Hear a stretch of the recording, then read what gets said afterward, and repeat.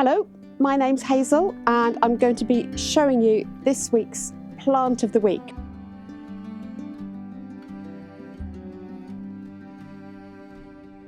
Here we have Nepeta, also known as catmint, and some varieties of Nepeta are known as catnip. These are really popular, aromatic, really hardy perennials. These are from the mint family, and the foliage has actually got a long history of being used for herbal remedies and teas and cooking.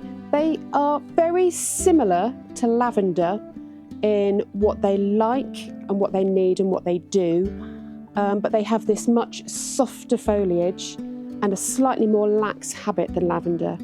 They are mostly blues, but as you can see from here, I also have some beautiful pinks. This one's called Amelia, and we also have a white variety here as well.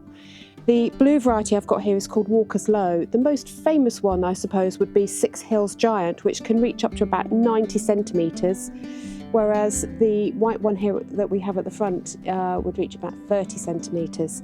So you've got that kind of range of sizes. They love a really hot, sunny, well-drained spot, almost any kind of soil except waterlogged, particularly in the winter. They don't want to be waterlogged. So very similar to lavender, but saying that they are much hardier than lavender. Lavender's only hardy down to about -5, sometimes -10 if it's the English lavender, whereas these ones are hardy down to like -20, so long as they're not in really wet soil over the winter. And they are just wonderful for mixing up with other grasses and other perennials, and perhaps underplanting roses. And they work wonderful. I like them with Steepa tenuissima as a grass to give that lovely kind of wafty, really cottage garden kind of effect.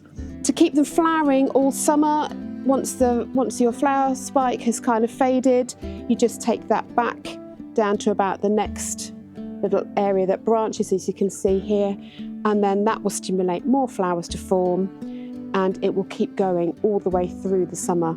So they're just wonderful perennials. You get a really long season of interest from them. They're really hardy.